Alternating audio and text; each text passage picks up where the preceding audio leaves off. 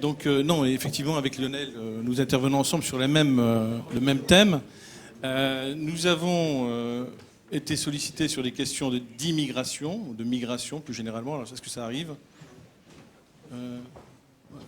Je ne vois rien venir. Je ne vois rien venir. Alors, je ne sais pas ce qui se passe. Seran, oui, c'est connu. Très très loin. Bien, alors je commence. Non, en réalité, on n'a pas beaucoup de temps, donc vous allez être probablement aussi frustrés que précédemment. Nous avons une discussion sur l'immigration, la politique d'immigration et ses liens plus ou moins lointains avec les questions de vieillissement, car le lien est parfaitement indirect, en particulier parce que il y a tout de même un consensus chez les économistes, qui est que... Ah, c'est le bouton qui est à droite, merci, voilà. Alors, il y a quand même un consensus chez les économistes, c'est que les problématiques du vieillissement ne sont pas des problématiques qui peuvent être réglées par l'immigration, c'est tout à fait clair. Les problématiques de taux de remplacement non plus. Néanmoins, il existe des objectifs démographiques, des objectifs économiques pour une politique d'immigration efficace qui peut préparer, disons, à la fois le terrain à une meilleure efficacité, mais aussi à répondre à des besoins qui ne sont pas des besoins strictement économiques liés au marché du travail. Alors, c'est une question assez compliquée et nous allons la traiter de cette manière-là. Moi, je vais d'abord présenter un diagnostic précis, le plus précis possible, donner les chiffres, parce que sur la réalité de l'immigration en France, car ça ne l'a pas été pendant très longtemps, et ensuite, je laisserai la parole à Lionel qui interviendra sur les effets de cette immigration sur le marché du travail et sur les problèmes de finances publiques. Et je terminerai avec quelques éléments de proposition de politique efficace et équitable, mais d'abord efficace et équitable d'immigration, pour une réforme des politiques d'immigration. Et je vous dirai pourquoi le troisième point, c'est-à-dire les politiques, a un lien absolument intrinsèque avec le premier point sur le diagnostic. Alors, concernant le diagnostic, c'est très simple. La France se situe très loin des pays de l'OCDE en matière d'accueil, contrairement à tout ce qu'on a pu dire, et là, c'est tout à fait objectif. Si vous prenez les entrées d'immigrants en flux, on définit l'immigration comme étant les personnes présentes en France, nées à l'étranger ou ayant pris la nationalité des pays d'accueil. Et en termes de flux, eh bien, on a des flux qui sont relativement limités. On est à 0,23% de la population française contre à peu près 0,67% pour l'ensemble de la moyenne des pays de l'OCDE. On est donc loin des grands pays d'accueil aujourd'hui, qui sont la France l'a été mais ne l'est plus, tels que, y compris l'Italie, le Royaume-Uni, l'Espagne, le Canada, l'Irlande, la Norvège, ne parlons pas de la Suisse, dont la taille explique aussi ce taux extrêmement élevé. Donc la seule comparaison que nous pourrions avoir, c'est avec l'Allemagne, et avec l'Allemagne, nous avons un flux d'immigration permanente en pourcentage de la population qui est pratiquement similaire, ça change, mais l'Allemagne a accueilli à peu près 3 millions d'Ausleaders, des gens qui étaient dans les pays d'Europe centrale et orientale de l'époque. Et puis, en termes d'immigration temporaire, l'Allemagne fait 300 000 immigrants temporaires par an. Donc, si on rajoute l'immigration temporaire et qu'on ne prend pas seulement en compte l'immigration permanente, on a des flux beaucoup plus dynamiques. Donc, au fond, il y a une réalité d'abord, c'est que effectivement, en termes d'impact, d'accueil, la France se trouve en dessous de la moyenne des pays de l'OCDE. Alors ensuite, si on regarde les chiffres, il faut les donner pour avoir une bonne discussion. Alors ça, c'est assez connu, mais malheureusement, là aussi, pas suffisamment mis en relation avec l'inefficacité apparente de nos politiques d'immigration en France. Si vous regardez les chiffres, l'immigration de travail, c'est 11%, effectivement, ça reste vrai. L'immigration familiale, c'est à peu près la moitié. Et c'est de l'immigration familiale strictement liée aux conventions internationales qu'on ne peut pas toucher parce que c'est des regroupements au sens extrêmement précis du terme. Ce sont les enfants et les époux, tandis qu'aux États-Unis, c'est un peu plus, ça prend en considération par exemple les parents. Et si vous regardez le reste, eh bien ça représente pas grand-chose. Et il y a là-dedans 30% d'immigration en libre circulation qui sont inclus dans les 180 000 immigrants qui rentrent en France. Donc c'est sur ces 30%, c'est de la libre circulation européenne, intra-européenne. Donc il faudrait les enlever, et si vous enlevez ça, vous voyez qu'au fond, l'immigration, elle se résout à pas grand-chose en termes de flux, et ça explique bien aussi les problèmes de la qualité de l'immigration que nous avons, dont je parlerai dans un instant. Donc des flux extrêmement faibles, des flux qui placent la France parmi les pays les plus, juste après le Japon, en termes d'accueil des immigrés. Alors en termes de stock cette fois-ci, excusez-moi d'utiliser le terme stock, je sais que quand les gens, les démographes détestent qu'on parle de stock pour les immigrés, mais enfin en termes de population résidente, la question aussi, en prenant la définition la plus large, eh bien on a à peu près 8% de la population française qui effectivement place encore la France en position relativement derrière la moyenne de l'OCDE. Donc la France a été un pays d'accueil, elle n'est pas aujourd'hui, en dépit des problèmes qu'on peut avoir ici ou là, qu'il ne faut pas confondre avec la question des flux d'immigration ni des stocks. Et j'y reviendrai dans un instant. Ensuite, quelque chose d'intéressant, c'est de considérer un point que l'OCDE a mis en exergue et sur lequel l'OCDE a pas mal communiqué aussi sur cette question, mais de manière implicite. En fait, si on veut aussi apprécier la dynamique de l'immigration et des flux d'immigration, il faut rapporter, il faut diviser un peu les choses par cohorte et regarder ce qui se passe au niveau des cohortes de jeunes. Donc ici, je prends les 20 à 29 ans et si je prends les 20 à 24 ans sur la période, disons, 1997-2007, si je prends ici juste sur les différentes années que vous avez, on a en fait la part de l'immigration des jeunes est inférieure de moitié à la moyenne des pays de l'OCDE pour une cohorte donnée. C'est-à-dire pour une classe d'âge donné, si vous prenez la classe des 20-24 ans, la part des immigrés permanents dans la cohorte des 20-24 ans est à peu près de 20% en France, c'est-à-dire à peu près 2 fois moins que la moyenne des pays de l'OCDE. Donc on accueille relativement moins de jeunes que ne le font les autres pays de l'OCDE pour une coordonnée, ce qui est tout à fait intéressant à regarder également, eu égard à nos problèmes d'objectifs démographiques, d'objectifs liés au vieillissement.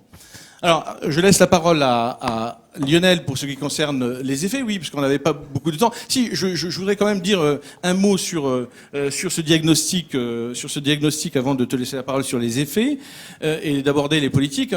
Ce diagnostic explique une bonne partie des problèmes que l'on discute et de manière assez mal finalement depuis des années. Parce que le problème a été posé en termes de beaucoup ou pas assez, fermeture ou ouverture, en dépit des efforts qui avaient été faits il y a quelques années pour déconnecter ce problème de la fermeture, de la réalité, des besoins, etc.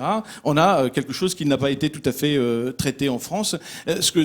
Quand on regarde les régimes d'immigration, je conclurai là-dessus cette première partie, on voit que les régimes d'immigration, c'est-à-dire finalement comment on peut définir un régime d'immigration, ce sont l'ensemble des caractéristiques liées aux structures économiques du marché du travail, de spécialisation internationale et à l'ensemble des politiques structurelles en matière d'immigration mises en œuvre. L'articulation de ces différents éléments conduit à définir ce que l'on appelle un régime d'immigration. Et quand on compare les régimes d'immigration, on a un régime d'immigration en Europe qui est impossible à devenir commun, dans la mesure où on a 3 types de régimes. Un régime nordique qui est un peu plus, biaisé en faveur du travail qualifié, en faveur, même s'il recrute aussi en termes de relativement non qualifiés dans les services et de la construction, mais globalement, ce sont des pays qui recrutent davantage des qualifiés, qui sont plus ouverts et qui gagnent davantage dans l'attractivité des compétences. Et puis, on a un régime sud-européen, espagnol, italien, qui était un régime d'immigration de masse,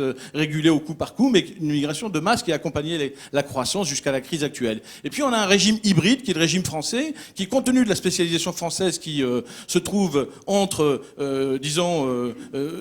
qui se trouve concentré sur différents éléments de spécialisation, sur l'ultra haute technologie d'un côté, pour un segment relativement faible des emplois, Et puis surtout sur les services, 75% des emplois sont dans les services. Donc les besoins de l'économie française se font sentir à toutes les échelles des qualifications, ce qui rend relativement inefficace une politique sélective d'immigration à des fins d'emploi qui viserait, par exemple, simplement les qualifiés et pas les non qualifiés. Donc quand on regarde ensuite en termes de besoins liés au vieillissement et de biens qui sont issus du vieillissement démographique, en particulier des services, on voit que la demande de services, en particulier aux personnes intensives en travail relativement peu ou moyennement qualifiées, est une demande relativement élevée dans le cas de la France comme régime hybride par rapport aux autres pays. Donc une politique d'immigration ne peut pas se caractériser dans l'absolu, mais eu égard d'abord en comparaison internationale, c'est ce que nous essayons de faire, et ensuite eu égard aux besoins de l'économie.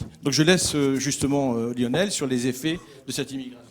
Alors, concernant les effets de l'immigration du point de vue économique, les impacts, je vais partir quand même du fait que ce que tu as évoqué, mais de manière plus ou moins implicite, du besoin de migration dans l'Union européenne d'ici l'horizon 2050 suite au vieillissement démographique. Donc, je ne vais pas redonner les chiffres, mais gardons en mémoire quand même que la population d'âge de travailler en Allemagne, si on reste sur les paramètres démographiques actuels, va diminuer de 30% à l'horizon 2050. Et donc c'est pas un hasard si en Allemagne, les 9 sages, l'équivalent du CAE en France, ont lancé un vibrant appel à une immigration beaucoup plus importante en Allemagne pour essayer de contrecarrer ce phénomène. Alors, fort bien, mais si vous avez lu l'article qu'on a encore vu hier dans Le Monde de la commissaire européenne en charge de ces affaires de migration, Cecilia Malmström, elle l'a rappelé, elle a dit d'ailleurs l'immigration sera une chance, il ne faut pas le voir comme un danger mais une chance pour l'Europe. Et le journaliste lui dit oui mais attendez, ce discours-là, il passe absolument pas seulement auprès des opinions publiques, mais il passe pas non plus auprès des décideurs publics aujourd'hui. Alors elle répond qu'effectivement, mais c'est son rôle de rappeler cela, et elle conclut en disant mais ce que je suis en train de vous dire, les milieux académiques considèrent d'ailleurs que ce que je dis est parfaitement banal. Donc je vais effectivement vous dire ce que les économistes disent de l'impact économique des migrations sur les économies d'accueil, en particulier la France. Je donnerai quelques chiffres pour la France. Donc je m'en excuse auprès des économistes parce que c'est assez banal. Il y a un relatif consensus. Malheureusement, c'est complètement orthogonal par rapport à ce qui se dit dans le débat public. Alors, si on reprend le débat public, ça serait une bonne introduction au problème. Finalement, je vais reprendre l'intervention précédente avec l'histoire du gâteau. Vous avez vu que, même si Jean-Olivier n'aime pas beaucoup, et moi non plus, cette image du gâteau, c'est que dans l'opinion publique, enfin dans le débat public, quand on parle d'immigration et de l'impact sur l'économie, c'est une vision malthusienne. Donc on raisonne avec un gâteau qui est donné, qu'il faut se partager. Et vous amuserez à regarder un petit peu les interventions lors de cette campagne présidentielle passée. Systématiquement, dans la bouche d'un certain nombre d'hommes politiques, l'argument, c'est un argument de bon sens. C'est le bon sens qui est évoqué avec cette image malthusienne. Il y a un gâteau donné qui ne peut pas évoluer. Et si vous invitez de nouveaux convives, eh ben, il n'y en a pas assez pour tout le monde. Il y en a qui vont perdre dans la part qui va leur être donnée. Et donc, c'est cette vision-là qui a fait que la politique migratoire, au début 2011, a changé. L'ancien gouvernement souhaitait la changer et avait donné des directives en ce sens-là. Et donc Claude Guéant, avril 2011, avait simplement dit que c'était une légende d'ailleurs, que nous ayons besoin de talent et de compétences. Ce que Barouin, en tant que ministre de l'économie, avait dit, mais c'est un constat de bon sens, je les cite, la France est le pays d'Europe qui a l'une des démographies les plus dynamiques. Donc, et le paroxysme de cette vision malthusienne, d'ailleurs, qui ne se porte pas que sur l'immigration, mais qu'on va retrouver aussi, ça a été Frédéric Lefebvre, indiquant que ce qui faisait la différence entre le chômage en France et l'Allemagne, c'était la vigueur de la natalité en France. C'est parce qu'on fait trop d'enfants qu'il y a plus de chômage en France qu'en Allemagne. Bon, cette vision malthusienne, elle revient systématiquement dès lors qu'on arrive en période de crise. Elle a tendance à disparaître. D'ailleurs, cette vision malthusienne, elle est partagée par la plupart des décideurs publics. Le candidat Hollande, pendant la campagne au mois de mars, avait dit l'immigration économique, dans un contexte de croissance ralentie, doit être limitée. Donc il y a un relatif consensus dans les décideurs publics et dans l'opinion publique, qui est un consensus basé sur une vision malthusienne, et les économistes, à travers leurs études, n'aboutissent pas du tout à ces résultats. Alors, gardons cette idée, c'est-à-dire le banquet du marché du travail, en quelque sorte. Et en réalité, il faut faire attention parce que dans ce banquet du marché du travail, suivant comment fonctionne ce marché du travail, il peut y avoir deux effets. Imaginons que ce gâteau soit donné. Si vous invitez de nouveaux convives, comme aux États-Unis, et que votre marché du travail est relativement flexible, ben c'est la part de chacun qui va diminuer. Tout le monde sera autorisé à venir s'asseoir autour de la table. Et donc, c'est les salaires qui vont diminuer. Donc, la grande inquiétude aux États-Unis, les principaux travaux ont porté sur l'impact des flux migratoires qui avaient changé en termes de qualification sur les salaires, et en particulier des peu qualifiés, et qui auraient pu expliquer la montée des inégalités salariales aux États-Unis. Si à l'inverse, vous raisonnez en Europe, où le marché du travail est plutôt caractérisé par des rigidités, et donc on ne peut pas diminuer les parts, comment ça passera? C'est pas justement sur les quantités. C'est-à-dire il y a des convives qui resteront à côté de la table et qui regarderont manger les autres la même part qu'avant, et donc c'est le chômage. Donc en Europe, la crainte d'une immigration, ça ne porte pas tellement sur les salaires, mais c'est lié au fonctionnement du marché du travail, ça porte plutôt sur le chômage. Et donc, et on le retrouvait, je vous rappelle, en 81, je remonte une très lointaine élection présidentielle, un des slogans, c'était 2,5 millions de chômeurs, c'est 2,5 millions d'immigrés en trop. Donc, c'est exactement la relation, ces immigrés créent le chômage. Alors, le problème supplémentaire, donc si on garde cette idée-là, qui est le bon sens qui est évoqué en permanence dans le débat public, le problème supplémentaire, c'est qu'effectivement, la plupart des immigrés qui viennent en France ou en Europe sont relativement moins qualifiés que les natifs. Donc ils sont un peu plus pauvres, Donc, et ça, c'est Michel Rocard. Vous avez vu, je fais attention à citer à droite et à gauche sur un sujet comme l'immigration. C'est Michel Rocard qui, en 90, avait dit « La France ne peut pas accueillir toute la misère du monde », et qu'on rappelle assez souvent. Non seulement il n'y aura pas de place pour eux autour du banquet, et en plus, comme nous, on est généreux avec notre système de protection sociale, ils vont coûter cher aux finances publiques. Et donc, avec ces trois éléments, vous voyez ce qui passe dans l'opinion publique et ce qui est relayé par cette vision malthusienne, c'est que finalement, il y a trois effets. C'est que les immigrés tirent les salaires des natifs vers le bas. Ils prennent l'emploi des natifs. Alors, ça dépend comment le marché du travail s'ajuste. Et le troisième point, c'est qu'en plus, c'est un fardeau pour les finances publiques. Grosso modo, c'est un peu ça qu'on entend dans le débat public. Alors, il y a quelques voix discordantes dans le débat public. Les académiques ne participent pas assez au débat public. Donc les voix discordantes, je vais faire attention aussi, là, je vais prendre Alain Minc et Jacques Attali. Donc Alain Minc avait réagi en début 2011 pour critiquer ce changement de politique migratoire en disant que toutes les études économiques avaient montré que cette vision malthusienne était fallacieuse. Jacques Attali, pareil, à la même époque, avait dit que toutes les analyses économiques démontrent une évidence, l'immigration rapporte plus qu'elle ne coûte. Bien. Mais c'était des voix qui restaient assez isolées dans le débat, etc. Alors, ils n'ont pas tort. Ils n'ont pas tort. Le problème, c'est que ça fait un peu argument d'autorité. Les études économiques disent pas c'est pas ça, c'est pas ça. Donc, c'est un peu une espèce d'argument d'autorité face à du bon sens qui est basé sur des idées préconçues assez malthusiennes que tout le monde comprend. Et donc, c'est très difficile pour nous de faire passer ces idées. Alors, je vais vous dire grosso modo, quels sont ces résultats? Il me reste 2-3 minutes, mais ça ira. Donc, reprenons le marché du travail, reprenons les finances publiques.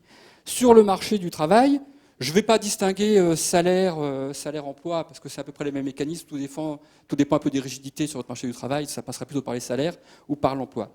Comment les économistes ont essayé de regarder... Alors, il y a toute la théorie. Je ne vais pas faire de la théorie. Donc, il y a toute la théorie économique. Je vais regarder plutôt les études empiriques qui ont essayé de mesurer l'impact que pouvaient avoir les flux migratoires sur les conditions des natifs sur le marché du travail. Alors, il y a trois types d'approches qui sont utilisées par les économistes. Il y a l'approche qu'on appelle des corrélations spatiales, qui est une approche économétrique, où on va estimer l'impact sur le salaire des natifs, sur le taux de chômage des natifs, de la présence d'immigrés sur des marchés du travail locaux. Donc on va regarder le marché du travail dans le bassin de l'Île-de-France, etc., etc. Donc sur des aspects locaux. Alors que montrent ces études? Qu'il y a bien un petit effet négatif, mais qu'il est très modéré, qu'il est relativement faible. Je ne vais pas vous donner, alors ça se calcule en termes d'élasticité, je ne vais pas donner ces élasticités. Je me suis amusé à faire juste un petit calcul pour avoir des ordres de grandeur de ces élasticités. Si on prend l'élasticité moyenne, alors attention, ce n'est pas pour la France, c'est pour l'ensemble des pays. Et la plupart des études portent quand même sur les États-Unis ou le Canada, ou l'Australie, qui sont des pays où les marchés du travail sont plus flexibles. Donc ça réagit plus, le salaire réagit un petit peu plus qu'en France. Donc si je prends la moyenne des élasticités, eh bien, imaginez l'arrivée de 64 000 travailleurs immigrés dans la seule région Île-de-France, c'est 1% de la population immigrée dans la région Île-de-France, ça aurait pour effet de réduire le salaire moyen dans cette région d'environ 17 €. Voilà l'impact qu'aurait. Alors 64 000 immigrés qui rentreraient sur la région Île-de-France, on est un tout petit peu en dessous des 80 000 flux nets. Hein, on n'est pas loin de l'ensemble du flux net migratoire qui rentre sur la France. Donc c'est un choc énorme. Hein. Et si on reprend la valeur du haut de la fourchette d'estimation réalisée sur la France spécifiquement, donc l'estimation qui avait été faite que sur la France par Gang et Rivera-Baptiste dans une étude récente, cette réduction serait seulement de 3 €. Logique, puisque là, le marché du travail français, il réagit plus sur les quantités que sur les salaires. Bon, donc c'est assez limité. Alors, il y a des nombreuses limites à cette approche. Une qui est assez simple. Je reprends mon petit banquet. C'est oui, mais attention, si le gâteau il est donné, qu'il y a de nouveaux convives, il y a certains convives qui vont peut-être aller à un autre banquet. Et effectivement, aux États-Unis, la mobilité géographique est beaucoup plus importante. Et donc, les Américains natifs, s'ils voient la situation de travail se dégrader dans leur ville, ça ne les dérangera pas trop d'aller travailler ailleurs, d'aller dans un autre banquet. Et donc, finalement, alors ça c'est pas celui-là. Le biais d'ingéniosité, c'est de dire, c'est que les immigrés vont aller se localiser où le banquet est le meilleur. Les immigrés vont aller se localiser où le banquet est le meilleur. Donc, c'est normal, ça a un peu d'effet parce qu'il y a une part du gâteau très, très importante. Donc c'est la deuxième approche. La deuxième approche, on va essayer d'éliminer ce biais d'endogénéité, c'est l'approche des expériences naturelles. Et on va regarder des expériences où il y a eu des flux migratoires très importants, où les choix de localisation ont été forcés, en quelque sorte. Hein. Ils ont été exogènes, ils n'avaient pas eu le choix. Donc j'en cite que 3, hein. Il y en a 4 ou 5 depuis qui ont été faites. Ça a été les immigrés cubains à Miami en 1980, après que Fidel Castro ait ouvert de manière très temporaire le port de Mariel. C'est quand même 125 000 immigrés qui arrivent à Miami en quelques mois. Vous avez le retour des pieds noirs d'Algérie en 62 en France, 900 000 personnes, qui sont essentiellement localisées sur le sud de la France. Et la migration vers Israël des Juifs du RSS au début des années 90, en 2 ans, ce sont 610 000 personnes qui arrivent dans l'économie israélienne. Alors toutes ces études, où là on ne peut pas dire qu'ils ont choisi où ils voulaient aller, toutes ces études m'ont montré à nouveau que l'impact sur les salaires et l'emploi des natifs de ces régions-là a été important au tout début, mais très très vite l'impact est devenu quasi nul. Troisième approche. Là j'ai peur, parce que je crois que Mouv, tu reprends la parole encore ? Oui, donc là il faut vraiment conclure. Juste en une minute. Troisième approche, c'est celle-là. Si je veux contrôler par rapport au fait qu'il y en a qui vont changer de banquet, c'est l'approche de Borjas, proportion de facteurs. Au début, il montre que c'est assez important. Tout dépend de la substitution entre les salariés. Alors, pour conclure, sur les finances publiques, donc peu d'effets sur le marché du travail. Les économistes, il y a un consensus, ça n'a pratiquement pas d'effet sur le marché du travail. Sur les finances publiques, l'image de Rocard, c'est qu'effectivement les immigrés sont plutôt moins bien qualifiés, donc ils vont faire plus appel à la protection sociale. Et donc la première chose qu'on essaie de mesurer, c'est ce qu'on appelle le welfare magnet effect. Est-ce qu'on attire finalement les plus pauvres des immigrés ? Alors on montre, c'est des travaux qui ont été faits par des économistes de Lille, qu'il y a une surreprésentation des immigrés, même en contrôlant par l'âge, par le niveau d'éducation, les enfants, sur les allocations chômage et RMI, RSA. Je ne vais pas évoquer ça plus en détail. Donc ça irait dans le sens du bon sens, quoi. Et attention, mais les immigrés qui viennent, ils vont faire plus appel à la générosité nationale que les natifs. Alors, juste 2 chiffres et j'ai fini. Attention, c'est là où l'analyse économique se distingue du bon sens. C'est pas parce qu'ils vont bénéficier un peu plus de la générosité de la protection sociale que ça veut forcément dire qu'ils vont peser plus, parce qu'ils cotisent également. Donc ce qu'il faut regarder, c'est leur contribution nette, ce qu'ils apportent par rapport à ce qu'ils reçoivent. Alors si on regarde, j'avais des graphiques mais j'ai pas le temps, donc sur la photographie, on a fait sur 2005. En 2005, on voit que grosso modo le bilan il est positif. Par rapport aux finances publiques, il y a un gain net d'environ 4 milliards d'euros. Bon, 4 milliards d'euros, c'est pas grand-chose. On aurait très bien peut-être pu, en 2006 ou 2007, trouver moins 2 milliards d'euros. Ce que ça veut dire, c'est que ça a peu d'effet aussi sur les finances publiques. C'est légèrement positif, ça aurait pu être négatif. Pourquoi ? Très simple, et ça va rejoindre ce que Mou va nous dire juste après, c'est que certes, les immigrés ont une contribution nette plus faible que les natifs, mais les immigrés sont concentrés sur des tranches d'âge de population active. 55% de la population immigrée en France a entre 25 et 55 ans, ceux qui ont une contribution nette positive, contre 40% pour les natifs. D'accord ? Donc ils sont concentrés sur les périodes d'âge où on a une contribution positive. Ah ben voilà. Ouais, c'était le graphique, merci Mou, qui était là. Et ce résultat-là, on le retrouve en dynamique. Non, là vraiment, on est parce que s'il y a encore on le retrouve en dynamique. Et puis après Manon, donc il y a un peu de discussion. Lionel vient de montrer magistralement qu'il n'y a pas d'effet d'immigration sur le marché du travail et sur les finances publiques, grosso modo. Il y en a énormément sur d'autres aspects. Par exemple, sur le commerce international, les élasticités dont tu as parlé sont beaucoup, beaucoup plus grandes. Je vais venir dans un instant.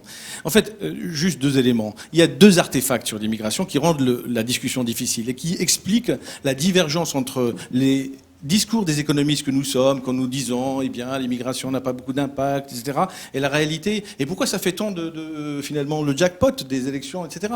C'est parce que, précisément, on n'a pas des études qui décompose les choses. C'est un peu comme pour les délocalisations. On continue à dire qu'au niveau global, les délocalisations ont peu d'impact sur l'emploi, ce sont les gains de productivité, le progrès technique, la demande de services.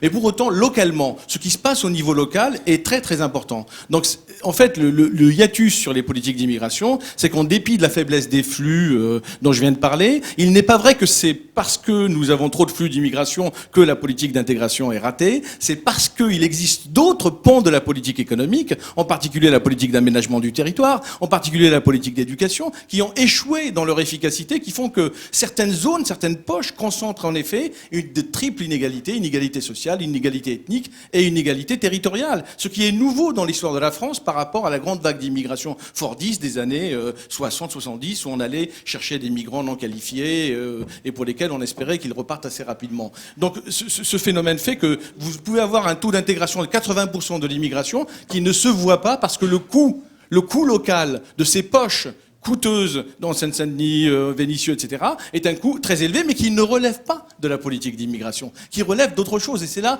où se trouve le premier artefact. Le deuxième artefact, il est lié sur la relation stock-flux. Si on raisonne en termes de stock, et on prend l'immigration depuis 1960, depuis la période fordiste d'importation de l'immigration, où les coûts de mobilité des migrants étaient internalisés par les entreprises des pays d'accueil. Vous avez vu ce film de Yamina Benguigui qui s'appelle Mémoire d'immigrés. On voit bien ça. On va les chercher parce qu'ils ne sont pas qualifiés.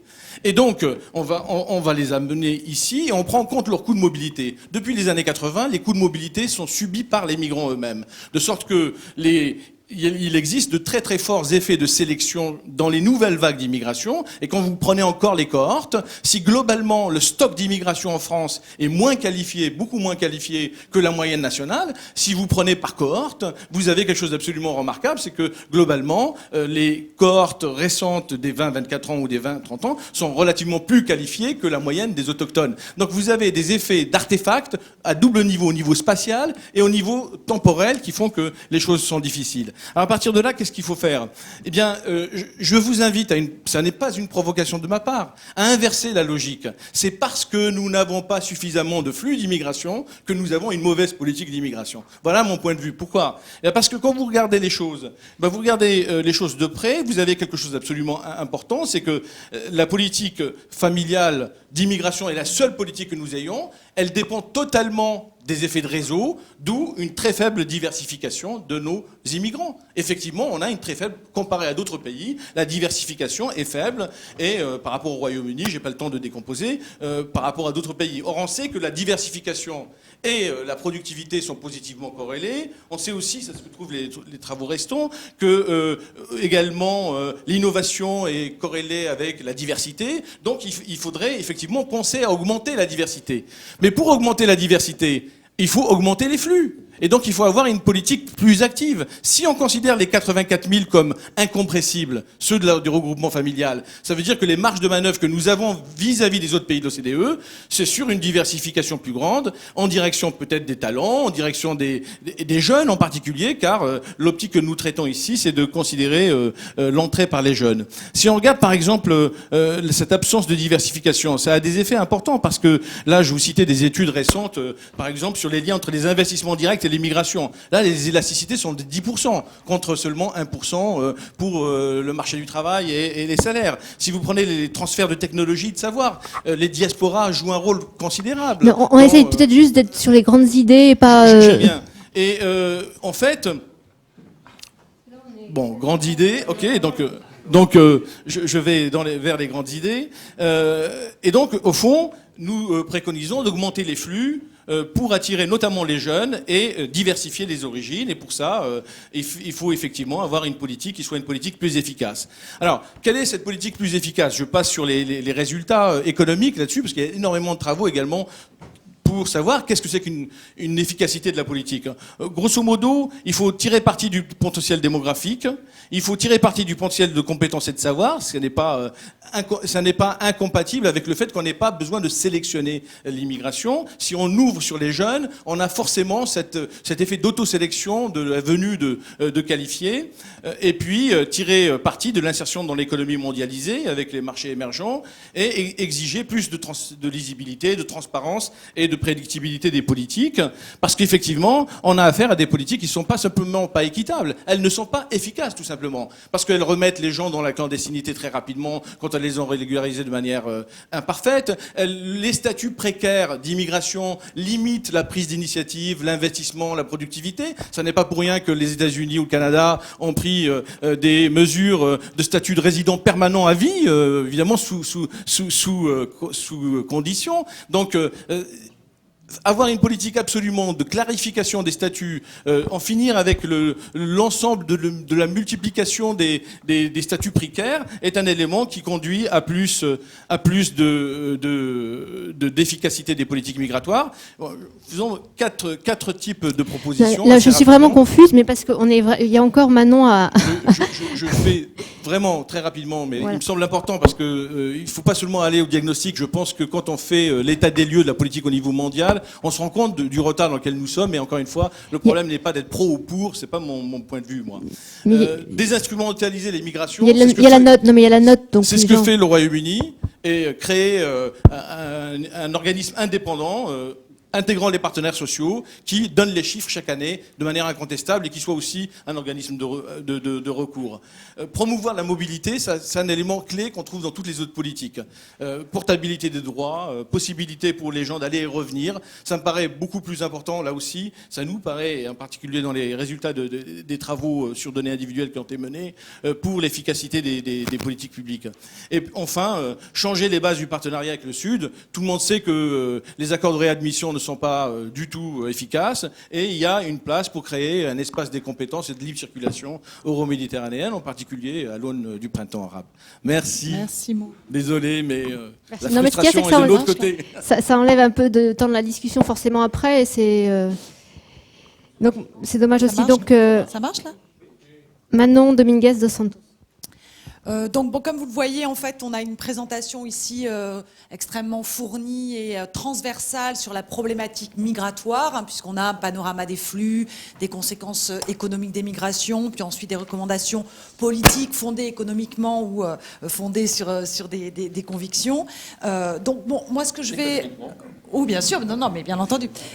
Mais ce que je vais essayer de faire par rapport à ce travail, cette présentation très transversale, c'est de reprendre un petit peu donc je sais, tu étais de reprendre un peu le titre, hein, de la contribution, qui était effectivement la problématique du vieillissement démographique, et des migrations internationales. Alors, pourquoi se poser la question des interconnexions entre ces deux sujets? Alors, j'essaye de réfléchir un petit peu par rapport à ça. Alors, on peut se dire pourquoi lier ces deux thématiques? Parce qu'on pourrait avoir une idée qui est que le vieillissement démographique induirait des besoins en main-d'œuvre, Et si tel est le cas, alors à ce moment-là, il est pertinent de se demander est-ce qu'une politique migratoire permettrait ou non de pallier ces besoins en main-d'œuvre.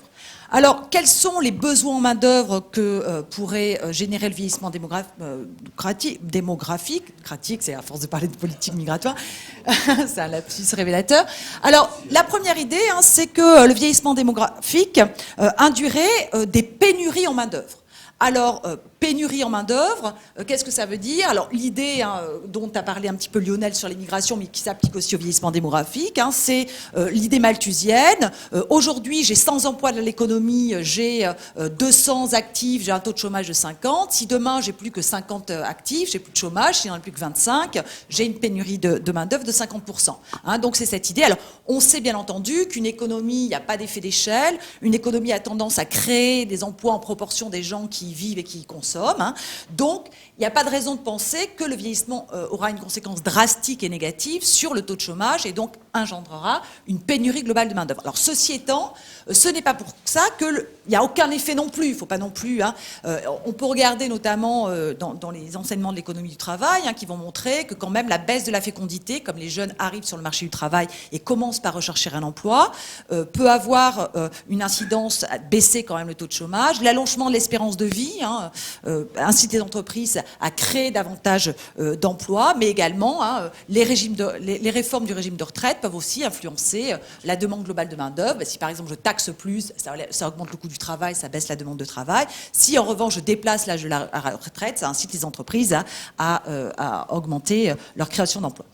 Donc peut-être un impact significatif sans être très fort sur le taux de chômage. En revanche, ce qu'on peut penser, c'est que le vieillissement démographique peut engendrer quand même des besoins sectoriels et spécifiques en main-d'œuvre.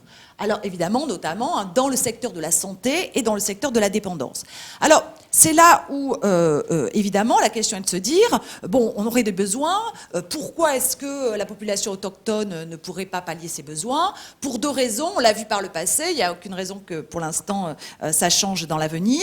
Première raison, c'est que ces besoins, certains types d'emplois peuvent être créés dans des endroits peu rémunérateurs, par exemple le service à domicile, et que donc les autochtones qui bénéficient d'un certain contexte, d'une certaine éducation, peuvent ne pas vouloir tout simplement, entre guillemets, occuper ces emplois.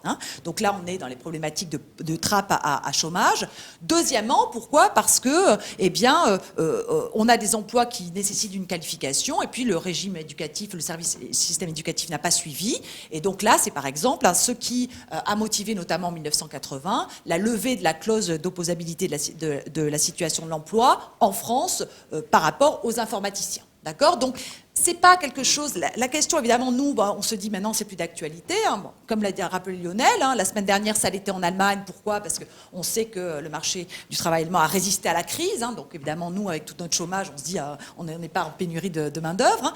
Et ça l'était aussi il y a 6 ans, avec nombreux rapports qui ont été sur ce sujet. Donc, c'est pas écarté. Il y a vraiment cette question de pénurie de main-d'œuvre et de la possibilité de migration palliée à ces besoins. Deuxième, évidemment, question liée au vieillissement, évidemment, qui a été traité notamment dans les travaux de Xavier qui est ici et de Xavier et de Lionel, et qui est développé dans la note, la problématique du lien entre vieillissement et financement des retraites. Alors évidemment, le vieillissement, on a une augmentation du ratio de dépendance. Dans quelle mesure finalement, on ne pourrait pas tout simplement remplacer les jeunes qui nous manquent par des immigrés. D'accord ? Et donc, si tel est le cas, se pose la question, qui prendre? Quel immigré faire venir pour remplacer nos jeunes? Combien en faire venir? Et comment les faire venir? Alors, pour répondre à cette question, évidemment, il faut commencer par mesurer la contribution fiscale des immigrés. Alors, moi, je suis partie de la note et des documents qui m'ont été envoyés, donc ça a été très peu développé ici, alors que c'était quand même un petit peu la question de l'objet, donc c'est pour ça que moi je vais détailler quelque chose qui n'a pas forcément été à l'oral, excusez-moi. Alors, la contribution des immigrés, alors dans quelle mesure les immigrés contribuent-ils aux finances publiques? Ici, on a très clairement deux effets qui sont opposés.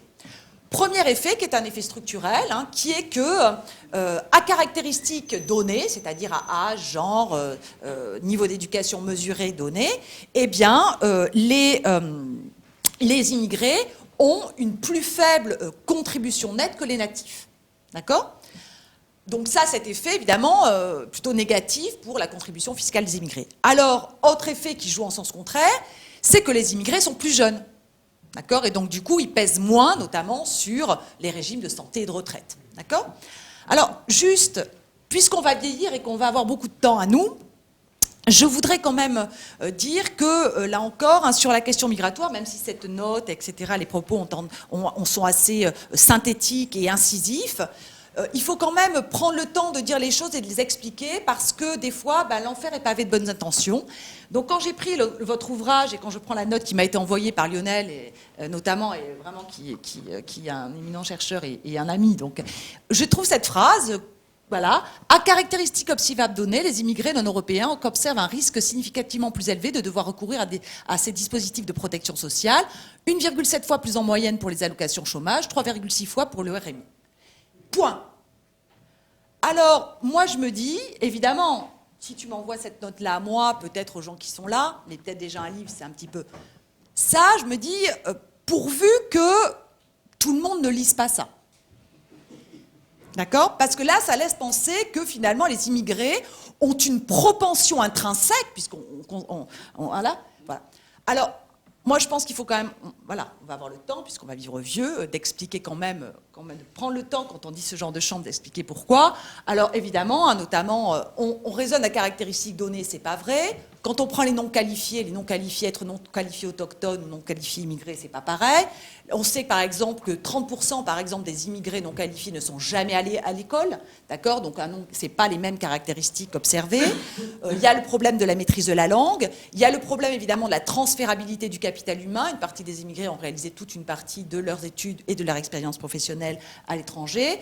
Il y a la problématique de l'incidence du réseau de connaissances dans le fait qu'on puisse trouver un emploi, de recherche d'emploi et trouver un emploi bien rémunéré, et évidemment la discrimination. Donc voilà, il faut faire attention parce que ça s'est passé pour une note de l'INSEE. Évidemment, je vous connais personnellement et vous estime, mais voilà, ce papier tel qu'il m'a été envoyé, j'espère que voilà, il ne faudrait pas qu'il tombe dans de mauvaises mains. Donc, donc, on évalue la contribution, donc ces deux phénomènes. À quoi arrive-t-on ? À deux évaluations. Alors, analyse statique, on regarde aujourd'hui combien les immigrés contribuent et on fait la moyenne. Donc, une contribution nette supérieure à celle des natifs. Pourquoi ? Essentiellement parce que, comme je vous l'ai dit, les immigrés sont plus jeunes. D'accord ? Mais, grâce aux travaux de Xavier Chojnicki, lorsque l'on prend un immigré qu'on suit toute sa vie, là, pareil, on aboutit de moins 8700 pour un immigré à 28 210 pour un actif. Donc là, c'est pareil. On va en reparler tout à l'heure. C'est sujet à un énorme effet, qui est un effet de cohorte, etc., etc. D'accord ? Donc, bon, voilà. Donc, il faut faire attention, je crois. Voilà. Ça semble énorme comme différence. Même moi, je me dis, mince, quand même. Voilà. Donc, ensuite, donc, on part de ces... voilà, et donc on essaye de mesurer, donc, à partir de ces contributions fiscales estimées des immigrés, eh bien là, dans quelle mesure l'immigration peut contribuer à la pérennité des finances publiques, et notamment au financement des protections de retraite. Alors bon, je vais passer sur ce transparent. Pour revenir donc... donc il y a toute une mesure, un modèle d'équilibre général qui est très bien fait, mais donc je voulais revenir sur cet effet de cohorte. Évidemment, qu'est-ce qui se passe ici ? On va considérer ici qu'un immigré qui a aujourd'hui 15 ans, dans 40 ans, se comporte comme un immigré qui a 60 ans aujourd'hui. D'accord ? Donc il est bien évident que ça sera pas le cas. Pourquoi ? Parce que déjà, on a quand même une évolution de l'éducation et des mœurs dans les pays d'origine. Les pays en développement, l'éducation s'améliore, donc les immigrés qui vont arriver vont être plus productifs, avoir un capital humain plus transférable.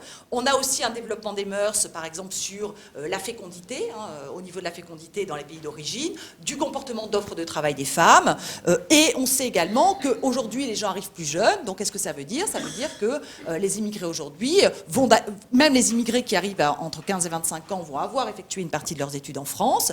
Et puis, évidemment, donc, ils vont peut-être mieux s'insérer sur le marché du travail. Mais malheureusement quand même pour nos finances publiques, comme ils vont rester plus longtemps, ils vont avoir des droits à la retraite plus importants. Et puis surtout, on a voté un truc très fâcheux qui est la portabilité des droits à la retraite. Non, je plaisante, mais c'est que maintenant, les immigrés, même quand ils rentrent chez eux, ils ont le droit de bénéficier de leurs droits. Donc voilà. Donc ce que je veux dire, c'est que voilà, c'est quand même assez complexe. Hein, ces calculs ne sont pas à prendre à la lettre, et donc je pense qu'il faut quand même prendre le temps d'expliquer ce qu'on dit, hein, puisque voilà. Donc je vais juste finir rapidement. Donc sur les projections, parce que c'est dommage que c'était vraiment des travaux très intéressants par rapport à la problématique.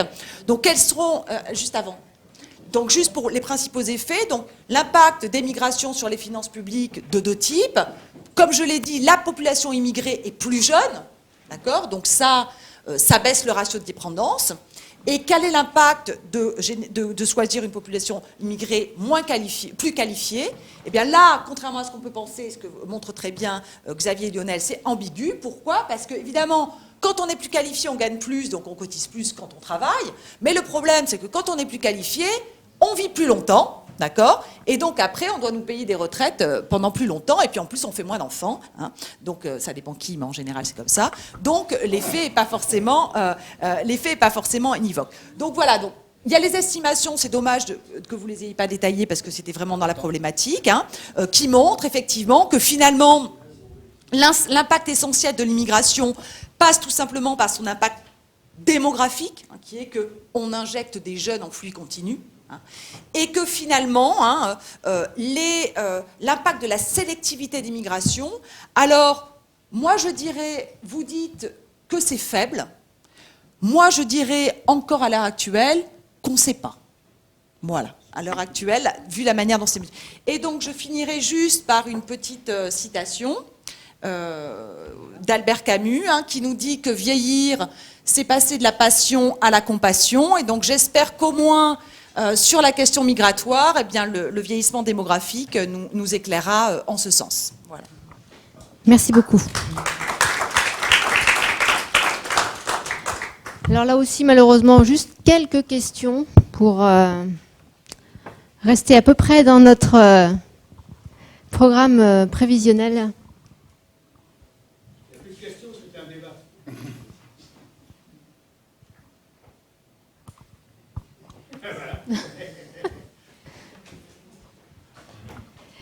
Les intervenants, peut-être Moub, Peut-être juste sur Lionel. le welfare magnet effect, hein, donc l'attraction par la générosité de notre système de protection sociale. Si je reprends ton slide, Manon, c'est des explications à cette surreprésentation que tu donnes, que je partage, et d'ailleurs qui dans l'ouvrage sont évoqués, en particulier celui de la discrimination sur le marché du travail. C'est le seul, hein, mais on renvoie à des références qu'il développe. Hein. Mais c'est un fait aussi, enfin, c'est ça, je veux dire. C'est que, voilà. Je trouve que c'est un fait, d'accord, mais je trouve qu'il ne faut pas... Voilà, c'est un fait aussi que quand on dit que les secondes générations ont une réussite scolaire inférieure à celle des autochtones, et c'est un fait aussi que quand on explique que c'est pas parce qu'ils sont fils d'immigrés, c'est parce que leurs parents sont moins riches. Voilà, je crois qu'il ne faut pas... Et ça a été repris dans la presse et utilisé par des partis politiques qu'on sait. Voilà, donc je crois qu'il faut prendre le temps d'expliquer pour dire que finalement, c'est pas une sorte de propension intrinsèque de l'immigré. Non. C'est juste parce que, voilà... Non, je suis d'accord avec toi, mais oui, je suis d'accord avec toi, mais on a eu la précaution dans l'ouvrage, parce qu'il y a eu un ouvrage de mentionner, donner la référence, enfin une référence qui traite de ce point de vue-là, parce que malheureusement dans les ouvrages, comme dans ce genre de présentation, si c'est pas les minutes, c'est le nombre de pages qui est limité, et on peut pas justement consacrer 3 ou 4 pages sur chacun des points qui sont évoqués. Hein. Mais je crois qu'il ne faut pas hésiter à le dire aussi, quoi. Enfin, pour ne pas tomber dans la compassion. Alors, 2 questions. Je voulais juste soutenir les 2 personnes, donc vous et vous, madame. Ce qui est évoqué, ce qui est cité, tout le monde le sait. Tout le monde s'en doute. Le fait de le dissimuler est tout à fait contre-productif. Donc je crois que vous avez raison, donc monsieur a raison de signaler ça, et vous avez raison, vous, de dire que ça doit être expliqué. Ce n'est pas de dissimuler la vérité, la réalité, qui va la modifier et qui fera qu'on se portera mieux. Donc il y a un fait, il y a un phénomène, tout le monde le sait, tout le monde s'en doute, et tout le monde fantasme sur des choses qu'ils imaginent. Je crois qu'il faut l'expliquer. C'est mon avis en tout cas. Oui, juste, c'est tiré d'un rapport qui a été fait par les économistes de l'île 2, et sur ce point, il y a, Xavier, mais il y a 10 ou 15 pages d'explication. Hein, donc, mais, voilà, quand vous intervisez... Jean-Pierre Schaeffer. Non, mais j'ai pas du tout dit. Moi-même, je fais des travaux quantifiés sur l'immigration. Juste, je dis, voilà, il faut pas non plus tomber dans l'écueil inverse et donner comme ça des chiffres et voilà, et les sortir du contexte, surtout sur cette question-là. Voilà. Jean-Pierre Schaeffer, Caisse des dépôts. Vous avez montré très vite un sujet qui serait intéressant à creuser, qui est la diversité culturelle des émigrations dans un pays donné. Ce serait peut-être intéressant de savoir s'il y a des travaux qui compareraient les pays qui ont un spectre très large, c'est-à-dire les pays qui, soit, mettons, Australie ou États-Unis, qui ont une tradition, on va dire, mondiale d'immigration, des pays qui n'ont pas eu d'aire culturelle spécifique, je pense à la Scandinavie, qui là aussi a peut-être un spectre assez large, mais je l'ignore, d'immigration, par rapport aux pays, je pense, comme peut-être l'Allemagne à un certain titre et la France ou la Grande-Bretagne, qui par ailleurs a une aire culturelle, toutes choses égales par ailleurs. Est-ce que ça nous aide? Est-ce que c'est un atout? Est-ce que c'est un handicap? Donc la comparaison entre les aires culturelles très larges et les aires culturelles un peu spécifiques, je pense, bon, il y a 56 pays au Commonwealth ou 52 pays francophones, ça serait intéressant de savoir s'il y a une différence, mettons, entre Scandinavie et des pays comme nous avec notre aire culturelle. Est-ce que c'est un atout? Au contraire, est-ce que ça nous prive de certaines autres aires que nous ignorons peut-être moins? Le travail que je mentionnais là à l'instant, c'est un travail récent, mais qui est encore pas publié, donc il faut vraiment être très prudent, qui compare les pays en fonction de la diversité des migrants et qui ramène ça ensuite à toute une série de variables, en contrôlant évidemment toute une série d'autres variables, et qui montre des choses effectivement assez différentes entre les pays qui dépendent des effets de réseau culturel habituels et des pays plus jeunes en termes d'immigration, des nouveaux pays d'immigration, et pour lesquels les taux de diversification sont plus élevés. Cela dit, l'étude en question, un peu par les mêmes précautions que Manon a prises concernant les travaux qui sont menés sur ces questions, ça reste fragile. Il y a quand même des travaux qui le montrent. Merci beaucoup.